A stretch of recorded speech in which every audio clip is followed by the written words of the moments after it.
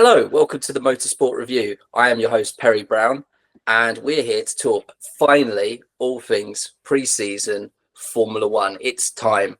Obviously, we've already reviewed lots of other series, but this week, handing over to Formula One, finally getting its season opener. I mean, it's about time, almost mid-March. And joining me to talk about Formula One this week and to give his predictions is Keith Muse, who you may remember from the Rolex 24 review. Keith, how are you this evening? Yeah, hi Perry. Thanks very much for having me back on again with you guys.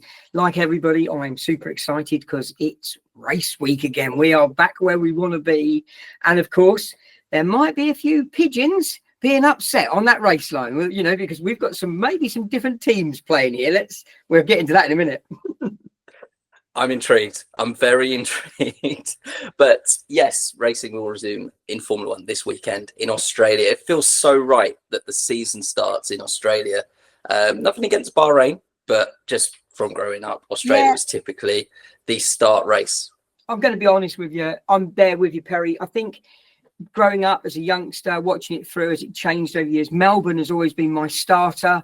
It's been a great place. You know, I love the Aussie one. Let's do this. Let's get started. And again, nothing wrong with the other countries, but it just feels right to start down under. Let's do this.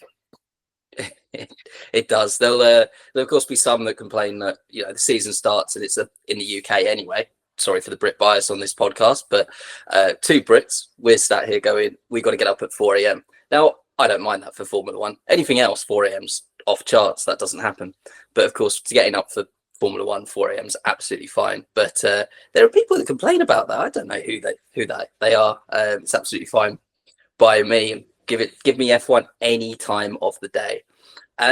Before we get into our predictions, let's discuss a few of the rule changes for this year. There's not that much. Obviously, this being the final year of this current rule set, they've tended to keep everything the same, but you may have noticed at the end of last year there's a little bit of chatter about wings. So that's one of the main rule changes, one of the main discussion points this season. So the FIA were happy with the wings, happy with what everyone was doing with the wings. Testing of the wings was fine, and then suddenly over the winter they said, oh, we're going to change how the wings are tested, and the rear wing test change will take effect from this weekend, and the front wing will take effect from race 9, so a third of the way into the season, which some teams are upset about, other teams aren't. That will be a big discussion topic, I think, later in the season, but wonder whether that will come up this weekend when we start to see the onboards between the wings, the front and the rear, and they start to flex and move, because guess what, the wings are always going to move. They just are, and if they pass the test, they're legal. So, you know what? You're absolutely right there, Craig, because if they were too rigid, they would snap anyway. As we know, they've got to have an element of flexibility in it. When the cars were porpoising a couple of seasons ago, could you imagine a rigid wing then? That, you know, they'd have been flying off left, right, and centre. But of course, what we do know is that a few seasons ago, people were complaining about flaws, about the, you know, changing the floor, and so we're going to get the natural people whinging and whining. There's going to be natural teams grievances, but let's see how it rolls out. You know, they're going to bring the changes in. It's the last year of this current car before we head into the very unknown season and how that's going to pan out. So I think if I may, and I know there'll be a backlash from some people here, but there's going to be a few teams licking their wounds, thinking it's not fair, we're being hard done by. But you know what? If they were racing and they were winning, they would be screaming that their rear wings are absolutely fine. That's my perspective. Absolutely. Yeah, as soon as you're winning, it's all fine and it's all okay. And then as soon as you're losing, it's like, right, they've done that, they're doing this, you need to change it also. Yeah, it's part and parcel of the game. You know, you have to find fault with the other teams to a certain extent. So it'd be interesting. I think it's a topic that's going to die away until round 9. And then as soon as one team drop even a tenth down towards their opponents, everyone's going to look and go, it was them. They're the cheaters. They were the ones that were breaking the rules. And absolutely. I think that's part of the problem of bringing in this new rule later on in the season, that they've opened themselves up to this debate, because it's going to be quite clear straight away who was gaining more, who was gaining less. So, yeah, an interesting interesting topic for later. One other rule change specifically for Monaco that they brought in very recently. We're going to have 2 pit stops in Monaco.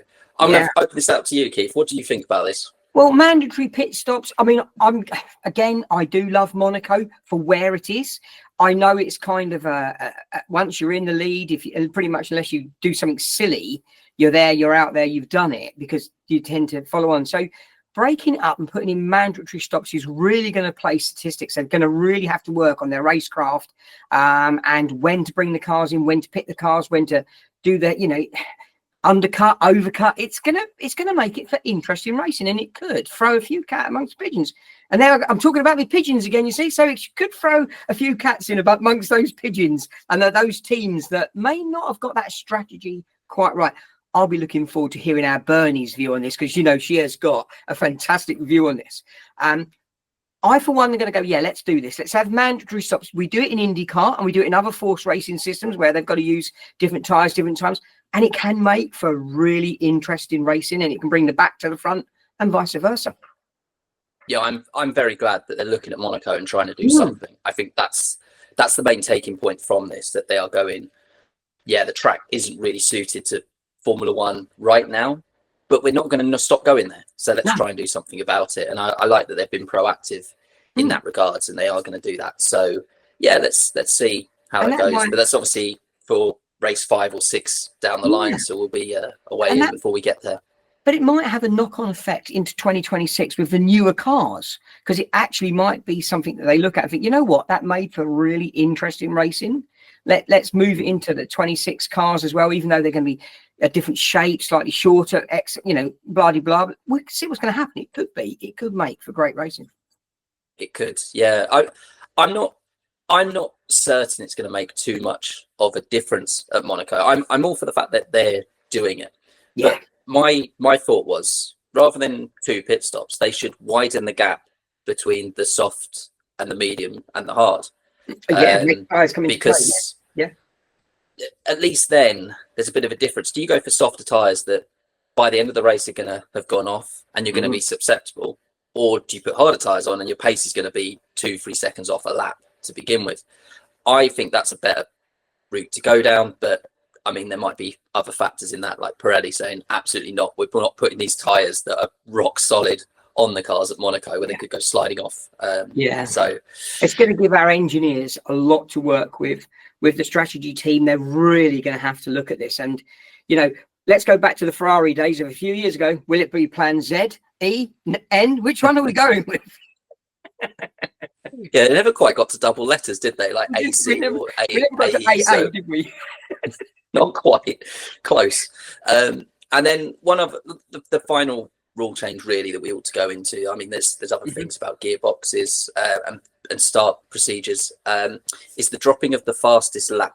And again, I thought this was a bit of a gimmick brought in, that they thought they would give them something to race for at the end of the race, and it didn't really ever work out that way. It was just something for, say, the person in 6th place to turn around and go, do you know what, I've got 30 seconds to the car behind me, I'm going to pit and just take fastest lap just because I can, or my race is ruined, I'm running in 14th, my championship rivals first, I'm just going to make sure that he and his team can't take the fastest lap point. So it never really worked, and I'm glad to see this one go.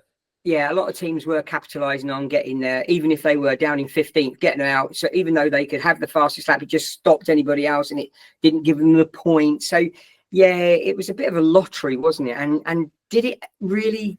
No, I think it's actually not a bad one to be losing the fastest lap. We see fastest laps throughout the race. What we'll see is their own racecraft showing us who's the fastest on the track. We don't need a 1 lap on super softs just to make a statement, do we? So, no, let's race. No, correct. So that's the admin done with, really.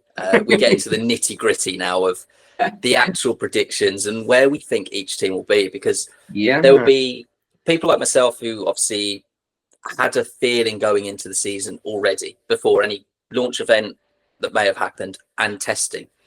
And then testing happens. Now, we only have 3 days nowadays. We used to have like 8 days. We used to have Ferrari just rolling out Fiorano whenever they felt like it. As soon as it wasn't wet weather, their car was out on track. So 3 days.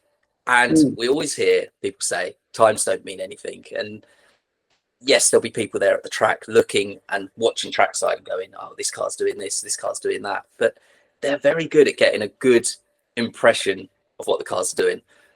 I don't know about you for certain. I wasn't in Bahrain watching the testing. I didn't even get to see that much of it on TV, unfortunately. So I don't know much of like what the cars actually look like on track until this weekend. But we're going to do our very best at picking the order that we think the teams will be.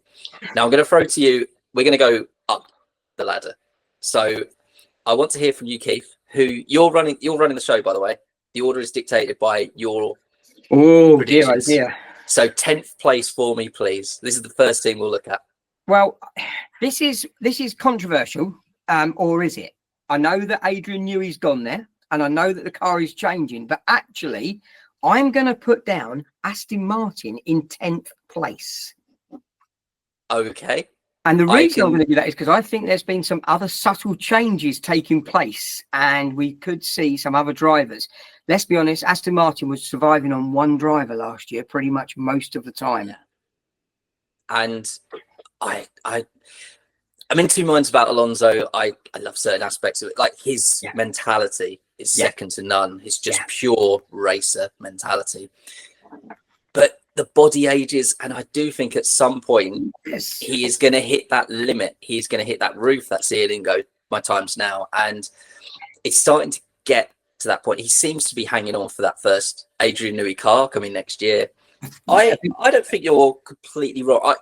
Aston Martin are a little higher for myself and Ray. I'll be honest. We both got the same team in 10th, which we'll discuss when we get to them. So we both had Aston Martin as 7th. But interesting. I lied straight away when I said I hadn't seen much of testing, because I did see one clip of the cars going through one of the turns it's quite a high speed turn at Bahrain, just as they enter the finish of the second sector. So it's a left-hander, long left-hander. And you watch all the cars turn in, and the McLaren grips, the Red Bull grips, and even like they went to an Alpine, it wasn't just the top teams that were showing. They would turn in, hold the line, hold the wheel, doing that on the camera so people on YouTube could see. And the car does what is asked of it. Lance Stroll gets to the corner and he turns and it starts to run wide, and he turns more and it runs wide more, and it just runs off the track. And it's like, that's worrying. There's definitely, I can't argue with them being 10th.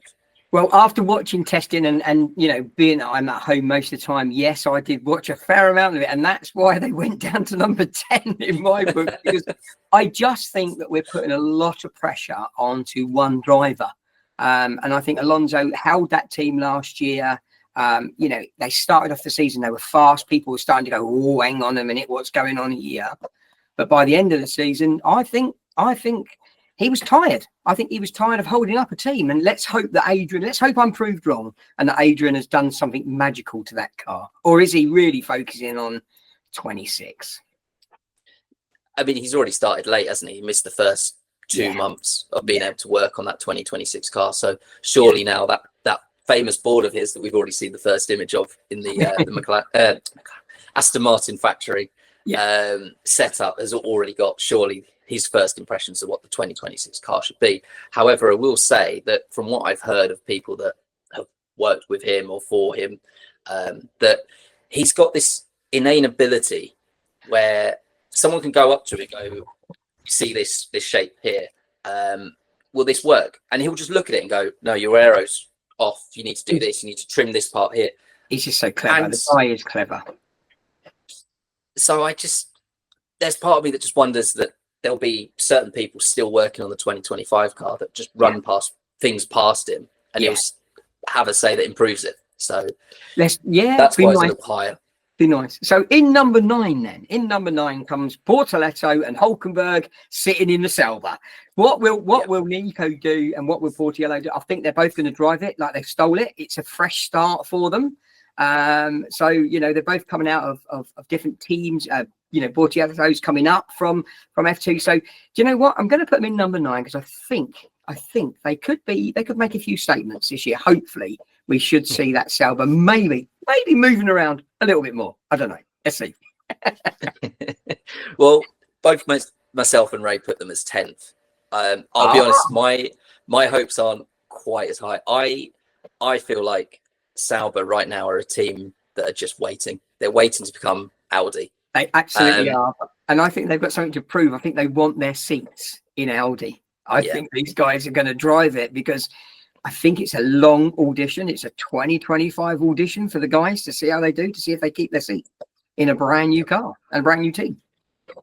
Yeah, I think one of them's probably under more pressure than the other one. Borsaletto walks in as Formula 2 champion, but he hasn't got that experience that Nico Hülkenberg has got. And I'll be honest here, a lot of people got a lot of love for Nico Hülkenberg, rate him highly.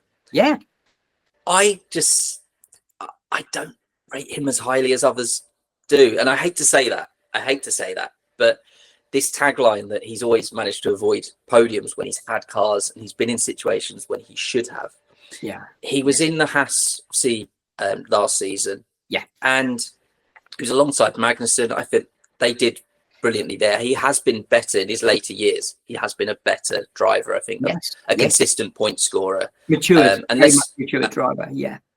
Yeah. And he's got pole positions to his name. So, you know, we know this guy is quick. So I won't deny that. But I just think the time will come at the end of 2025. I think this might be his last year, but we'll see. I can't remember whether he signed up to a multi-year deal, whether he thinks he's got a stake at the Audi seat when it becomes Audi. But yeah, as I say, I remember a statement when Binotto started work with Sauber. I nearly said steak accidentally. I don't know where that came from. But Binotto started work. He took over from Andrea Seidel. Yeah. And he said, when he walked in, he said he found a team that was frozen in time. And I think if that doesn't describe Sauber right now as just waiting, they're just in a holding pattern. Yeah. So, and I think our young Gabriel, I mean, is he scared to get his elbows out? Hell no. You know, we know from the F2 him, and we know that Ollie Behrman, those two boys and of course Jack Doohan as well. We do know that they will put their elbows out. They will. And I don't know if they're going to be as intimidated by some of the other racers that have been in the past. I think they're going to take it to them, and because, hey, it's the last year of this car. You know, so they can get some real racecraft under their belt. They can get some real good track time, and basically they can race this car. They can race it. So yeah, I think there's going to be a real talk later on about these rookies, because we've got quite a few coming in this year. And as I say, as Formula 2 champion, he's got a big target on him. And at the Sauber team, I think he's got the hardest job as well. Or is it the easiest job because no one's expecting anything? Well, there you go. He's got the best of both worlds, in fact, hasn't he?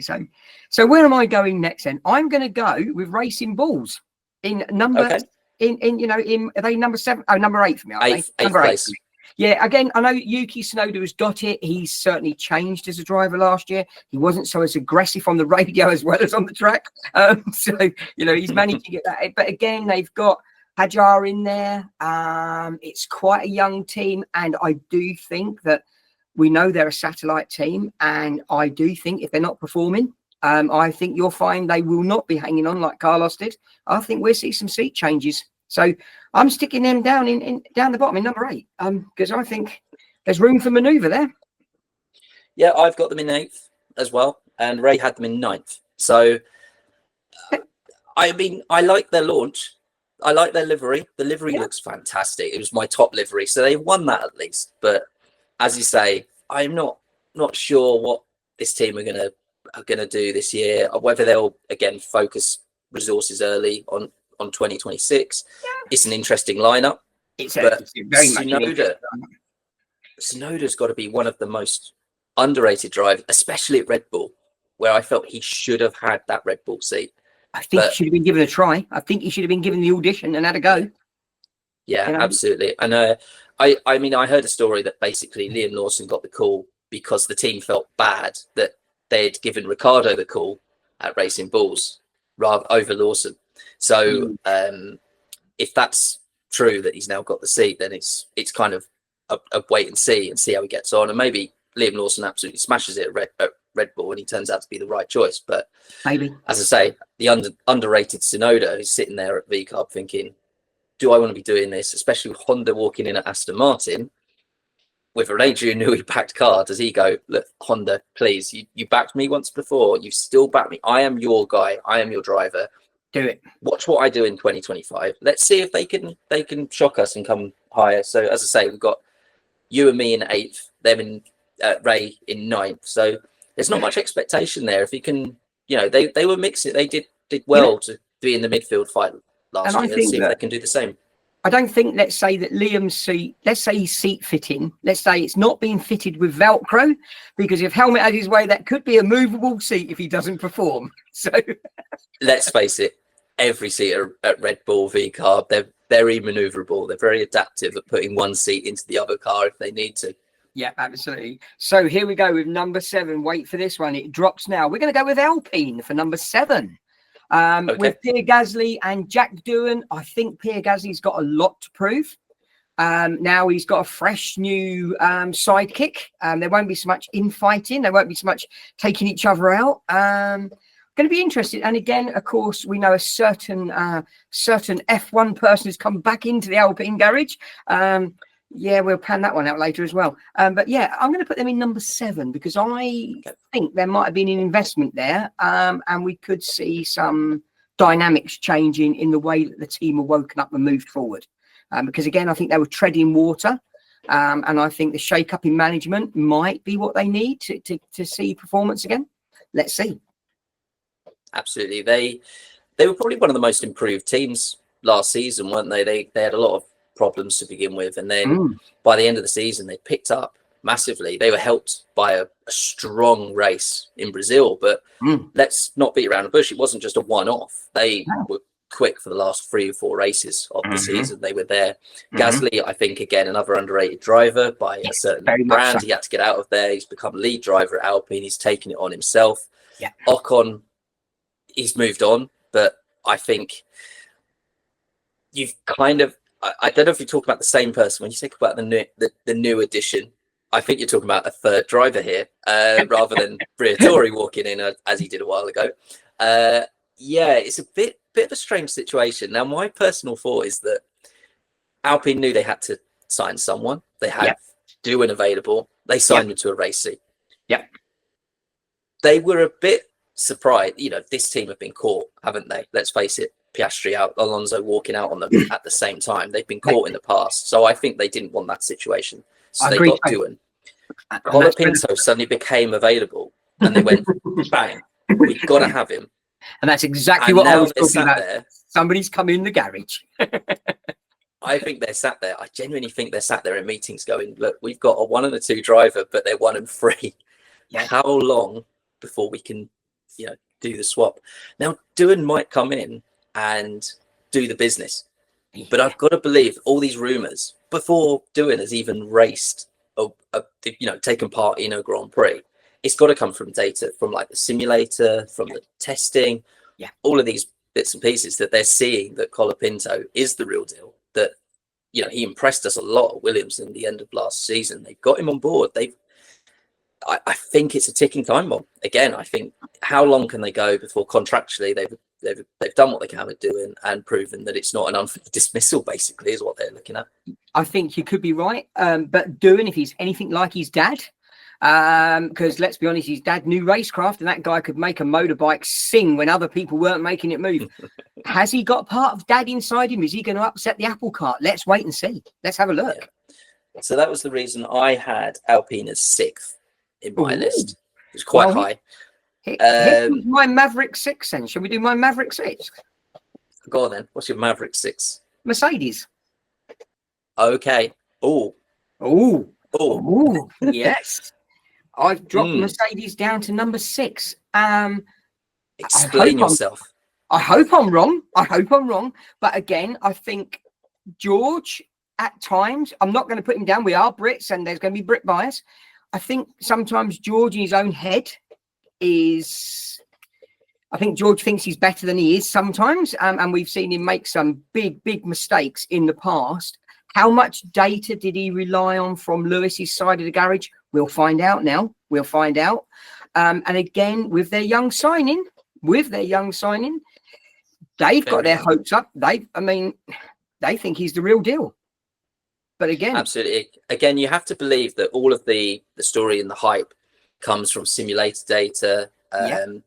They struggled in Formula 2. He's at Prema. They struggled, both himself and Ollie Behrman, funny enough, teammates there. They both struggled, and we know they're both capable drivers. So it'll be very interesting to see how it is, see how the dynamic is, because it seemed that for 3 years, George Russell turned up at Mercedes and he wasn't interested in learning off his 7-time champion teammate.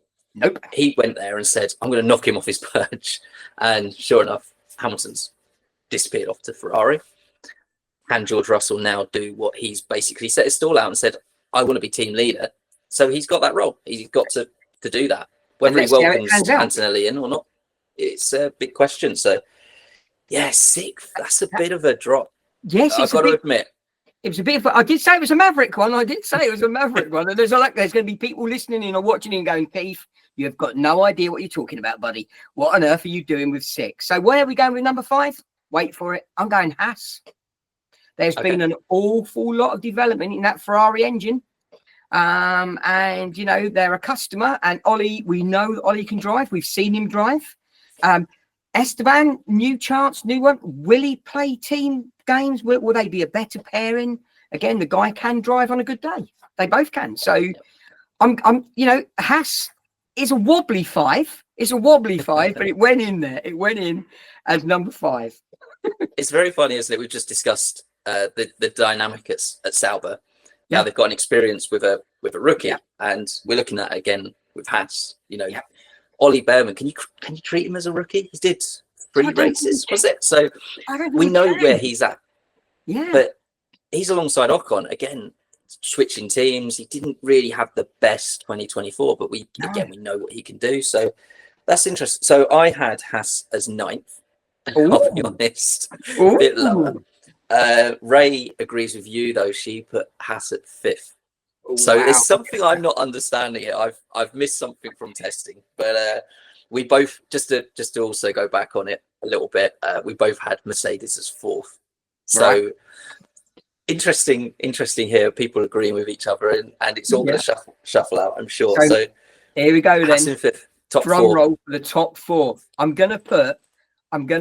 This is controversial. It's either going to be Red Bull or Williams. I was going 3 or 4 for either Red Bull or Williams. My heart tells me that Williams could make number 3. That's what my heart tells me, but my brain says I think 4th with the pairing, and with the fact that James has got such an open view of his racing and what he wants to achieve, and that drive this car, guys, because next year it's a brand new one. I'm going to put Williams in 4th, but that's a flexible 4th. Well, it's funny. So again, Ray had Williams in 6th. I had them in 5th. You've got them in 4th. So they're very much in that midfield fight. Yeah. You're saying that they might challenge even higher than that, which I think everyone wants to see. I think they've got a hell of a driver pairing as well. As you say, I think that's a real positive to that team. I mean, come on. We know that Carlos is going to drive that thing. We know he can drive. Everybody's got a bit of a secret love for Carlos somewhere. You know, the guy, and Alex Albon has stuck it in there. Alex has been a little bit like, should we say, that our very own McLaren drivers have been. You know, we've had a certain driver from McLaren been in there for 6 years, plodding along very nicely. Our very own Lando has just been digging in, and everybody's been going, oh, they built the car around him. No, he's been there through thick and thin. He's driven that car to the new. And Alex has pretty much been doing the same thing in the background with the Williams. He's been there. He's not been complaining. He's been driving. They've been developing. They've been pushing. And I think now having Carlos as a partner, getting that feedback from each other, sharing of knowledge. You know what? Come on, Williams. Let's do this. Let's make people go. Let's be honest, they were a world champion car for many years. Everybody used to speak about the Williams. So let's see them back in that top 4. Let's hopefully, maybe number 3. Let's knock that Red Bull down to 3. Let's have a flexi 3. I mean, I was reading it was like a quick thing on Instagram about like the championship protagonists and their chances and their pros and their cons, like where they're going to be strong, where they're going to be weak. And I'm sort of flicking through, and it's going through the usual, you know, McLaren drivers, Ferrari drivers, that Red Bull driver, Carlos Sainz. Wait, hang on. What? Carlos Sainz. Yeah. There's people that genuinely think that this is, he's going to go there and he's going to be a championship contender. So in testing, I'm all for it. In testing, he looked really comfy for somebody that had come out. I mean, he reckons he's put in more work in the last 2 months than he's done in his life before. He's been really focused at the factory, working with the team, working with the engineers. Come on, Carlos, let's do this. Let's put Williams back up there. So Williams in fourth. As I say, I had them fifth. Ray So had them in sixth. That puts my Red Bull in third. In third. It's a flexi third. Yeah. What do you I know think what? about Funny. Red Bull? Funny on this. I had them third. Ray had them third as well. Well, there you go then. So we know where we're going, don't we? So yeah, so that's not a prediction. That's a bolt on. They will finish third. There's no debate there. Yeah, I think I'd like to. You know what? It would make my day if they got knocked down to fourth. I'm not going to lie. That's just my own politics, my own views. That not for anybody else here. That's just the Keith views. But Liam Lawson, yes, the boy can drive. We know he can drive. We definitely know. But how are they going to be as a pairing? What are they going to be like? The $1 million question, isn't it? How are they going to pair up? Will they get on? Will they wind each other up? Is Liam prepared to play bridesmaid at every race? I don't know. See, he Checo definitely was got quite happy to be a bridesmaid at most of the time, and he took team orders. Liam can be a bit maverick. That's all I'm going to say. Liam got his elbows out, didn't he, towards the end of the season? Oh, hell yeah. 2024. So I see fireworks.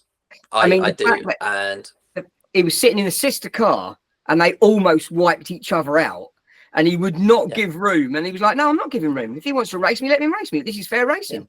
And that's the team he was looking for a seat at, and he was showing, I'm not care. So, I don't know. And for me, there's a big question mark here if or when, by the sounds of it, because we've all agreed, Red Bull are running the third best car, is Max Verstappen. We have to talk about him at this point. There's that pigeon. There's that. My pigeons are flying again. I keep going back to my pigeons. There's something in the hen house here. So, from what I've seen of his career so far, and it might have changed, he might have mellowed, but when he's out front, championship or a race, he's absolutely fine. He's in his own tier, he's in his own lane, and he's happy. Yep. As soon as he suddenly gets put within that fight, that's when we almost see the worst, the bits of Max Verstappen that we don't want to see, when he starts to do silly things, get himself penalties, get on the radio.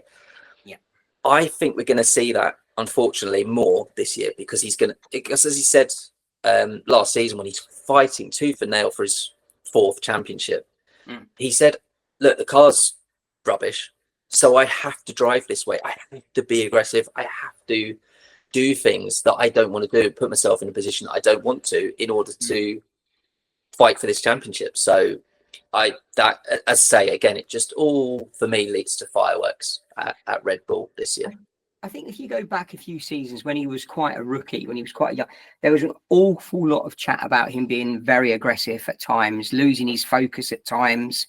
And, people nicknamed him Max Verstappen, because, it was either win it or bin it at times. Putting him back in the pack, I think the others are now wised up. And I think certainly his friends like Lando have said, I'm going to put my elbows out. You're not going to intimidate me anymore. I'm not doing this intimidation thing. So it's going to be interesting. It's going to be, if they are down on power, their car's not where it's supposed to be. I don't know. Let's watch this space. Let's hope that race directors are keeping us in view and keeping it on the track, so we can find out what the stewards are going to think of these, of some of the antics. I'm not going to say he's going to do it, but if it does arrive, what will the stewards think of the antics? Let's hope not. Let's hope.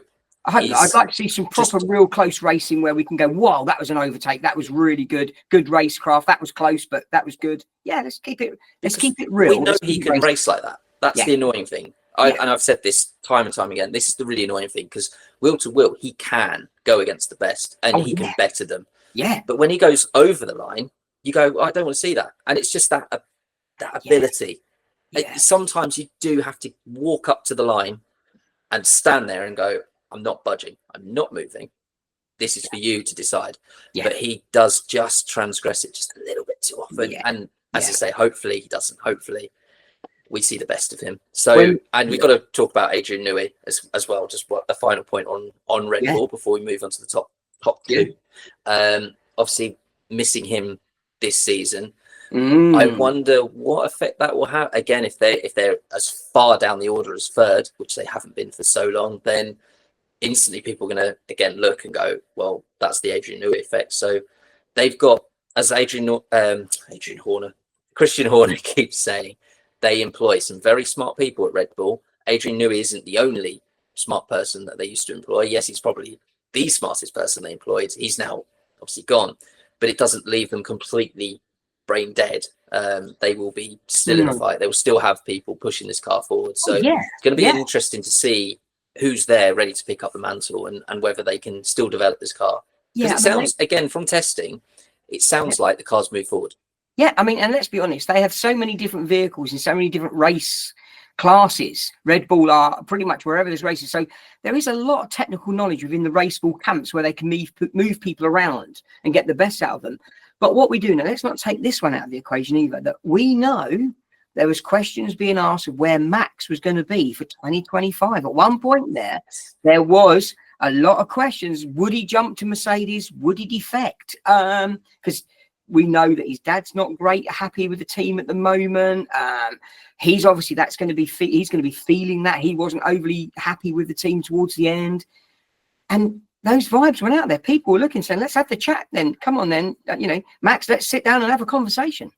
So absolutely, I think they've got to make it work for him, or they're going to lose him. Yeah, I don't think you have these chats unless you're serious about leaving the team. I mean, Lewis has always said like he'd always have the discussion, but for years, obviously, he and Toto had this relationship where it was almost like they would just reject everything. Toto said, "No, I'm not going anywhere because you're not going anywhere, right?" And Lewis would say the same thing back, "I'm not going anywhere because you." And then suddenly, the next thing you know, oh, Lewis is going, and I don't think it came out of nowhere. Obviously, he'd been asking for things for a few years, and you start to see, as you've highlighted, that the Max Verstappen unhappiness, and if he's talking to other camps, if he wants to tie back up with Adrian Newey, Aston Martin, because I don't think Aston Martin would turn their nose up at him. Yeah, they've got a big budget. Mercedes. Yeah. I mean, he can obviously walk up to pretty much any factory he likes, apart from maybe Ferrari. If Lewis Hamilton really wants to veto it, he could pretty much walk up to any factory he likes and goes, "Yeah, can I have one of your seats?" He's got a pedigree that most teams would like to investigate, and they would be thinking, right, let's look at Aston Martin. They've had a one driver effect. I know we're being very, very harsh on Lance by saying it's a one driver effect, but it is technically, it's been a one driver effect. So, Aston Martin, we know they've got deep pockets. We know there's a big budget there, and they've got the Adrian Newey effect now. Come 2026, that could be a very, very viable seat with an engine that Max likes, with an engine that he knows and a manufacturer that he works with. We could see some flying new equipment. We really could. I can see an entirely new lineup at Aston Martin, both seats next year. Yeah, I think even Lawrence Stroll's invested a lot of money in this team now. And I think nepotism only goes so far, perhaps. And eventually we'll say, do you know what? You've got a very good career doing whatever you want in endurance racing. Join our Valkyrie program. Do whatever. But unfortunately, I've got to think of my Formula One team. You could say on his pedigree that he's done the whole era of this particular race car because it's a whole new one, so it's a fresh new start next year. So yeah, he could be let go at the end of this one because that's the end of an era for him, and he's going to go into WEC or whatever he's going to do. So yeah. So then, of course, Lance has been in Formula One for a very long time. People forget he was at Williams, then Racing Point, then Aston Martin. So, so sorry, I interrupted you. Then you were going to talk about you're right. Place. So now it means number one or number two. Where are we going on the podium? Well, I think my colour shirt is probably telling you who's going to be number two, and it's not this colour. I'm going to put Ferrari in number two, and the reason I'm going to put Ferrari in number two is that car got very strong towards the end of the season. They gave us a few scares. If they'd got a car in front of Lando on the last race, we would have lost that championship. It was that close. It came down to that last race. So, and I think they've got a certain driver that's going to come out fighting, and he's got one hell of a lot to prove. Absolutely. So I had Ferrari as second as well. Yep. And Ray, would you believe it? The Ferrari fan had Ferrari as first. Ooh. So, but Ray's not here to be mansplained exactly why she was wrong on her opinion. So we're going to go ahead and talk about Ferrari as if they're bolt on second, unfortunately. I better stick up for Ray then. I better stick up for Ray and say, Ray, you have got to camp in my house as well, because my wife went, no, Ferrari first, McLaren second. So that's why she's not in here tonight. That's why she's shut out. So I've got to be honest as well on this. Before testing happened, I probably would have put Ferrari first. Right. I think they finished last season stronger. Yes, it was that close because of what happened in Qatar with Lando Norris getting that big penalty, losing perhaps, certainly second place, but perhaps even a win. That was a lot of points. We know that Oscar got taken out, got put towards the end of the grid, so we didn't get the points there we should have got as well. So yeah. But these are things that happen over the course of a championship. That's racing.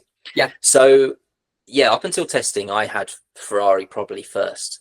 And I am not concerned, because if we get as good a championship as we got last year, then I'm absolutely all for it. I want the championship fight. I want McLaren, Ferrari swapping race after race. You turn up somewhere, you don't know which is going to be best. You throw a Max Verstappen in there, you throw a George Russell, heck, whoever else wants to get involved. The more people in that fight, the better. Absolutely. Absolutely. So it was just testing that basically swung it for me. Basically, that McLaren turned up at Bahrain, which typically hasn't been a good track for them. It was way above everyone else, it seems, from that stint that Lando did on day 2. Yeah, so they've stolen a march. And day one, they weren't showing their cards at all. They were really data collecting on day one of testing. Both drivers had their half day each, but you could tell they were data collection. They were dialing things in. Yep. They were getting, a time there, I thought, are we going to come out, guys? Are you going to put our car back out? We seem to be set, but they weren't just sitting idle. They were data collecting. They were tweaking things, making adjustments. And then, as you say, he came out and went, oh, look what my car does. This is the point I made on Fred's. I think it was, someone said perhaps on day 1 they said, or day 2 they said McLaren's not looking great. They said the times aren't there, they haven't done that many laps. And I said, look, you've got to remember they've got 3 days to test a car that is going to compete for 24 races. Is it 24 races or 25? I should probably know that for a pre-season preview episode. A lot of races anyway, over 3 days of testing at one circuit. So there's a chance that, although it doesn't suit Bahrain, that they take all the wings off the car, they run it with low pressures, tyres that are never going to compete at Bahrain, and go, we just want to see what the car does. Put it out of its comfort zone. And I spoke earlier about Aston Martin and saying Stroll went for that corner, he turned it went off the track. Again, that I've almost written them off, like as far down as they are. So the car looked like it handled rubbish, but it could be exactly that I've just described, that they've got a setup that wasn't suited to the car and things are actually okay, and they were just running something, or they're taking the air out the tires just to simulate something. So you just can never tell.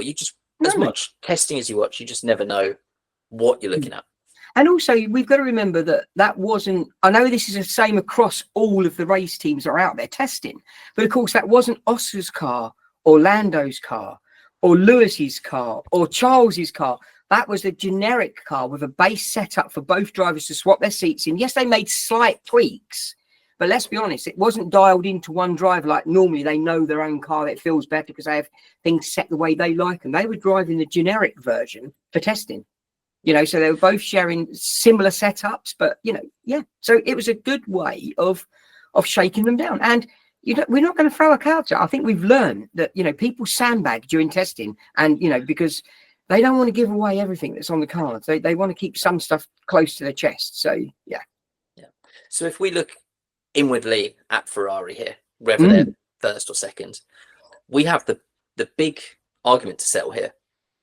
Who's going to be number 1 driver?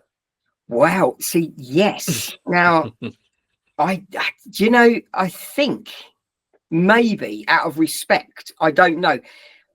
I don't think they can do the McLaren game. Technically, they've got 2 number 1 drivers, because Charles has been lead driver for many years. Lewis is coming in. At the end of the day, Lewis is a 7 times world champion. Some would say 8, but we're not getting into that discussion. But there's going to be a lot of, I reckon that Charles is going to learn a lot. I think he's going to use this opportunity to not throw his toys out of his cot. I think they will say, come on, let's see naturally how this pans out. I should imagine Lewis is old in the tooth. He's a proper racer. He's not going to be scared to walk over to Charles going, right, what did you do slightly different to that there? Yeah. What have you done? How is your... And we already know they've adjusted the car where, Mercedes weren't letting him sit in certain positions where he wanted to be. They were going, no, you got... And, we know for a fact already that Ferrari went, right, where do you want to be? Let's make some adjustments. His steering wheel is very different to Charles's because of how... And, they're giving the guy the tools and they're not arguing with him. So I think potentially 2 number 1 drivers and it will pan itself out. I don't know. I'm sitting on the fence on this one, really, aren't I? I'm not. I tried to set you up perfectly, and you sat on the fence for me instead. So you've not gone quite down the road I thought you would go. I thought you'd go all in on Lewis Hamilton. I'm sure a lot of new and old Ferrari fans will say Lewis Hamilton. I've been on the record on this podcast saying that I believe, obviously, a 7/8 time champion walks through the doors of Maranello and he improves things. Not just as soon as he's behind the wheel, but just walking into a design department, the simulator, going, oh, that's not how Mercedes have done things for the last 10 years whilst they've been winning championships and you haven't. So he's going to improve things. That's almost undeniable across the board. Definitely. But I don't think he'll have the measure of Charles Leclerc in 2025. I think Charles Leclerc will out-qualify him more this season. And I think, again, when you look at what pundits say, that they seem to agree that Charles Leclerc's qualifying pace is probably better. I think he's a very good qualifier. He's a very good qualifier. And I've said before that Lewis Hamilton's stroke, yes, he has the most poles of everyone that's ever raced in Formula One. That said, I still don't think that if you took his top trump card, that qualifying would be his lowest asset. I think his real strength is his racecraft and his race pace, and as I say, all the other bits and pieces. The qualifying is where he's down a bit. And he can produce performances like he did at Singapore, that lap in the Mercedes a few years ago. He can pull a lap out when he needs to. But over a season, I think Charles Leclerc will be ahead. He will have enough pace to stay ahead. And I think towards the end of the year, Hamilton's there thinking, I need to get bedded in, and he'll be focused on 2026. And that's when we will see the real fight. This is all about respect. They're building respect. They're building a relationship as working teammates. And I think there's a lot both ways. And I think, again, it's really exciting. As a Ferrari fan, as a McLaren fan, looking at Ferrari going, this is a strong pairing. I think they got like 70% of the vote for like who's got the best pairing. It's a very, very strong pairing. And I know that people in the past think, oh, look, Max started at the end of the grid and he's come right up to the front. Well, we know another Lewis. Okay, another driver called Lewis has done that on more than one occasion. He's fought from the back. He's had penalties and started, go back to Silverstone a few years ago, got massive penalties and still came through and went, hello, I'll have the podium then, please. When that guy's got the bit between his teeth, he can race. Qualifying, no, probably never his strongest point. Good at qualifying, but not the best qualifier. But racecraft, race reading the road, I'm not going to count him out. I'm not, but as you said, it's about building that team. Looking at it when he went over to Ferrari and he had a couple of days out in an older car on that test track, they were like, oh my God, look how much he's lighting that thing up already. He didn't take it easy. He was like, well, I'm here to race. Let's do this. There weren't none of this.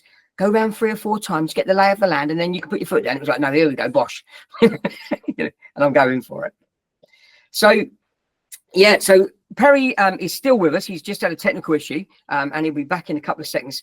So this then brings us into who is the number 1 team for me. Well, I am a McLaren fan. Oh, Perry is back. His technical glitch has stopped. I am a Papaya fan. I really am. I'm Papaya all the way. And I do believe in my heart that we can hold the Constructors' Championship. I don't think we're going to walk away with it. I do think there's going to be times in the season where we're going to be sucking the oxygen out of the room and going, oh, my God. My biggest concern is having 2 number 1 drivers. You know, Oscar in the past has snuck one on him. He snuck that move on him and come up and it, you know, Lando said if I'd have been prepared for it, he wouldn't have done it. I didn't expect him to do it. Does Oscar want to be a bridesmaid? Hell no. He wants to race. He's a racer. Does Lando want to be his bridesmaid? Nope. He's spent too many years developing that car to be the bridesmaid now. So I think Zach and I think Andrea are going to have to put their big boy pants on at times and rein their boys in. Absolutely, yes. That's where I'm going with that one. But this probably quite nicely takes me on to my bold claim. So my bold prediction. So I've outwardly said at Ferrari that I think Charles Leclerc is going to best Hamilton this season. I think Piastri is going to be ahead of Norris at the end of this championship season, and I think that they'll fight it out for the championship. And so my bold prediction for 2025 is Oscar Piastri, world champion. Wow, there it is. There it says it there, and I would not, absolutely not, discredit that whatsoever. The guy is a racer. The good news is, and this is the good news for me, I can sit here now with a smirky face because, do you know what? If McLaren get it, I'm the winner, because I'm not a driver fan. I am a McLaren fan through and through. You know, I've seen many drivers go through McLaren and we've had some bad years. My love for McLaren started in the late 70s when I was just a nipper, because I just wanted to be James Hunt like everybody else did. You know, so you know my passion for McLaren goes right back there, 47 years. That's scary to say that, but yeah. So for me, whichever one gets it, the good news is it's a McLaren victory. So do I favour one over the other? I suppose that I've got a bit of British bias going on. I think that Lando has spent a long time with Zach and that team, developing that car, learning that car, being the link pin to that team and keeping it together at times. Does that give him natural ability to be told to back off? Or you've got the flag? No, let them race. But there's going to be a point where they're going to have to decide which one to back, because they can't keep letting them infight, or we could take ourselves out of a championship, not into one. I think, that's one thing that I hope they've taken from 2024 is that they're going to be in this position where they're probably going to be 1-2. There's the very real chance that they'll be 1 and 2 fighting for a championship, and that they'll want to back themselves. And therefore, I hope McLaren do the right thing and say, "You're free to race. Like, just do your own thing, but don't take each other out." Don't. That's the number one rule, isn't it? Each other out. As Martin Brundle says, number one rule: don't take your teammate out. Number 2 rule: read number 1. Exactly that. That needs to be. You know, we've had hashtags forever forward. You know, never stop racing. Let's have another hashtag. Don't kill each other. Do not take the cars out. Where I think he's stronger. So Norris, I think, has got the qualifying pace to best Piastri more often than not. I think he's got the race pace. I think Piastri's worked a lot on his tyre management, keeping them in over a stint that Norris does so well. The area where I think Piastri will take it is his racecraft, because already in season 2 we've seen that he's willing to get his elbows out. And Abu Dhabi, as we mentioned, he got taken out by Max because he basically said, "I'm ahead of you, I'm going to go towards the apex." Now I feel like Lando Norris would have looked in his mirrors and given Max more room. He would have stayed ahead because of Oscar went, "No, you're not doing this to me." Exactly. So I think when it's closer and you get to turn 1 and you're up against Max Verstappen, I think Piastri has got that little bit more to say, no, I'm running you out of room, which we wanted to see. The standout for me on this was Circuit of the Americas, the American Grand Prix last year. Norris left the inside, and I tweeted, I think I'm pretty sure I tweeted it directly after qualifying. As soon as Norris put it on pole, I said, "I'm not worried about Sainz on second. I'm worried about Verstappen starting third. Norris needs to be on the inside of the corner." Yes, he did. Absolutely on the inside. And totally he didn't do that. And he left the then gap. not only then, he allowed himself to get pushed out. And I said, no. And people argued and said, well, if he's on the inside, he's slower through the corner. Okay. And guess what? Then he gets to the other side of the corner and he just runs all the way to the curb and says, "Max." Yeah. That's it. He needs to do that. He needs to get that mean streak. And for all we know, that's what Zach Brown and Andrea Stella have tried to get into him over the winter break. Maybe that's what he's learned from 2024, and maybe we see a new Lando Norris, and I'm proven wrong. But you know what? I think you're right. We'll see. In previous jobs that I've had, I learned to do a little bit of reading of body language, and watching people. And I've got to say, Lando's body language since the championship and through testing, through his assessment process, through all the times we've seen him, he is standing taller. Those shoulders are not pinning him down. He is not at this stage putting himself down. He is ready for this. He said, "This is my year," and I'm hoping that mantra stays right there. And that he's going to prove us all wrong and go, you know what?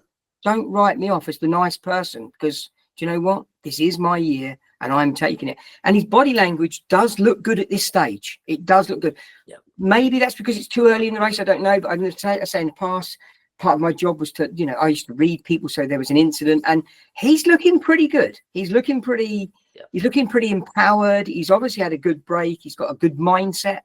But that with his racecraft, he could be that winner. He could be that winner, but let's see what happens.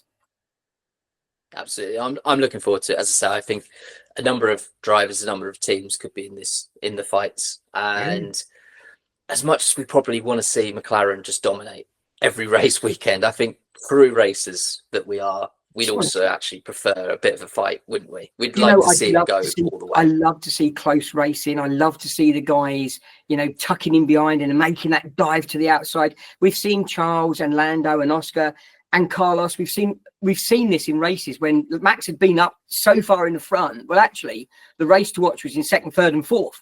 And those guys were close racing, but it was fair racing, but close racing, and take it on one corner, lose it on the next because they drifted wide. Wouldn't it be great to have a season of real close racing, of just literally thinking who's got it to the end of the line? Do we want somebody 30 seconds in front? Really? Don't know.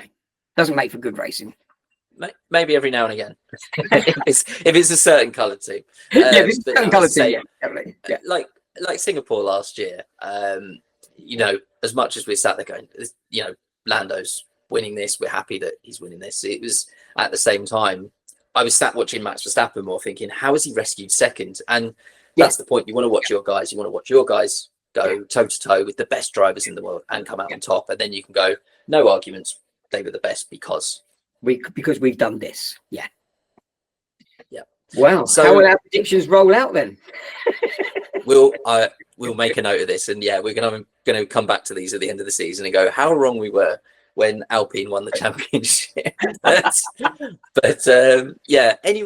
Before we go, any more bold predictions? So I've given Oscar Piastri world champion. Who's your world champion? You said Norris, I think, but any other bold predictions? In my heart, it's Norris. I really would like to see Lando and McLaren take the constructors, take the World Drivers' Championship. I'd love to see that hard work, those years of everybody putting him down and telling him he was driving a tractor, and they underrated Lando. They gave him a real hard time. Even some of the Sky pundits gave him such a hard time at times. Do you know what? I'd love for him to walk out of 25, put his fingers in the air and go, do you know what? Have that, because this is me. And wouldn't it be fantastic? Wouldn't it be fantastic? It would certainly put his doubters to rest. Yeah. So any other thoughts on driver changes? We've mentioned, I think, that Colapinto will be an Alpine driver. Is there anyone else that doesn't finish the season from the 20? I don't know. I just think we've got to watch that Red Bull seat, and I think we've got to watch Red Bull at what they're playing at, along with with Racing Bulls. That's going to be a flexi seat. I really do believe that one's going to be a flexi seat. Could we see somebody else being bought back? Could we see somebody else being bought back? There could be, if they've got two drivers that are not performing in either car. I think there are very, very talented drivers sitting on the sidelines this year that could be drafted in quite quickly. They may not be up to pace, but it might be that they think they can give the team more points, for instance. Now, one of those predictions very quickly was, let's be honest, Mercedes have been very clever in bringing Valtteri back in as their reserve driver, because he is a great teammate. Charles said Lewis said you can't get a better teammate than Valtteri. He is the ultimate teammate. So, if Mercedes isn't going so well, if it's not working so well, they've got really good reserve driver waiting to go back in, and have Racing Bulls and have Red Bull still got their favourite. They do like a bit of Danny Rick. No one's written him off yet completely. You never know. So all I'm going to say is, who knows? With Red Bull, who knows? He's certainly still lingering around, and he's been linked with the Cadillac team that we haven't yet really discussed. Obviously, that's for 2026, but they're going to be snooping around. They need to sign 2 drivers pretty quickly. And Danny Rick's in that frame. Bottas probably thinks he's in that frame as well. Bottas too, because again, very good driver. So So as I say, they could be saying to their teams like, "Well, I'll go if you. I'm not here to be a test reserve driver. I'll go and take a race seat, thank you." But yeah, it'd be interesting if Bottas at Mercedes would, if Antonelli's not doing the business, say, look, just we'll do something with you in 2026, but for now, take a back seat. We'll put Bottas back in. I think that would be bold, not least because Russell and Bottas have history in terms of getting along. Oh hell yeah, that would be fireworks. So, more fireworks, excellent, like fireworks. So yeah, that'd be interesting if we suddenly saw that. But or do they say, do you know what, George, you're not getting along with your younger teammate, you need to maybe take a back seat and we'll put Bottas in. Yeah, there's definitely room, isn't there, for these experienced, these stab hands that are sat on the sidelines waiting. There's a lot of rookies that if they don't cut it, that is Formula One. Yeah, that if you don't cut it, you're out, and that's like that might be your career over in a matter of races. Yeah, and let's be honest, we know that some of the teams and some of the race teams, the principals can be very, very sharp with a knife, and they can cut very quickly if they need to, because again, it's their sponsors want to see their money working well, the team want to see that money working well, and they're not really there to nursemaid, somebody in Formula One. If you're not cutting it, then you're going to get cut. I suppose it's a very sharp end, isn't it? Of it's the pinnacle of all racing. So at the end of the day, if it's not working, you're gone. It absolutely is the pinnacle. There's only 20 currently seats. 22 next year at the very top, and if you don't cut it, you don't make it. Talking of cutting, I think we shall cut our season preview right there. We've done enough predictions, we've done enough talking about the teams. I think now it's time that we hand over to the teams and drivers, and let's get Australia over and out of the way. And I'm really excited. Obviously, as you, I don't need to tell you because you're probably the most excited person I've ever met in just anything and everything. I am so ready for racing. It's going to be a breath of fresh air. We're back out there. We're doing what we love to do, and then we get to talk about it as well. And we, let's be honest, we're not knowledgeable font. We're definitely not experts, but we've got our opinions, and that's what makes racing fun because it can change so quickly. And we're fans. And therefore, we don't always agree, but it's great fun to be able to debate that as well in the nicest way, rather than, not like they do on the track sometimes. Yeah, as I say, we're just fans. As long as we get the colours right and we don't call it orange, that's basically it, isn't it? So as long as you don't do that, it's good. Right, Keith, thank you very much for joining me, and at least I'm sure you'll be back on long before then, but we'll see you at the end of the season to see how wrong or how right you were. Thank you for having me. It's been a blast. And, I'll be watching X this weekend, and I'll be watching all the social media. Let's see what everybody starts. It won't take long before the arguments are out there. Absolutely, yes. So thank you very much for listening along at home as well. Get involved. Find us on all social media platforms. Obviously, get in the chat. Let us know what your predictions are as well. Come follow us, share, if you can just share this with one person, then by this time next week I'll have doubled the podcast, which would be nice, wouldn't it? I'll have 4 people listening. I'll have both my parents and maybe your parents as well. So there we go. So thank you very much for listening along at home. I hope you've enjoyed our preview, and next time you hear from us, it'll be the Australian Grand Prix review, which sounds brilliant, doesn't it? Thank you very much. Thank you, Perry. Cheers. Thank you.